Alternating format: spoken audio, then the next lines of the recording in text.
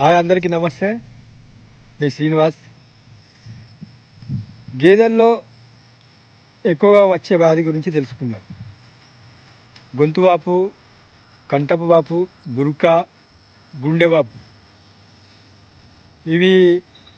ఈ వ్యాధి వస్తే 45 గంటల్లో ఆ గేదె చనిపోతుంది. ఇది రాకుండా ఉండాలంటే మనం వర్షాకాలం సీజన్కు ముందే, వర్షాకాలం తొలకరి జల్లులు పడే ముందు, మే చివరి వారంలో హెచ్ఎస్ టీకా వేసుకుంటే ఇలాంటి వ్యాధి రాకుండా గేదెలు కానీ, ఆవులు కానీ, ఎద్దులు కానీ వాటిని కాపాడుకోవచ్చు.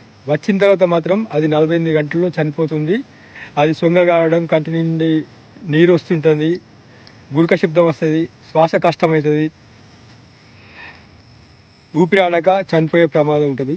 ఇది దేనివల్ల వస్తుందంటే బ్యాక్టీరియా, సూక్ష్మ క్రిముల వల్ల వస్తుంది.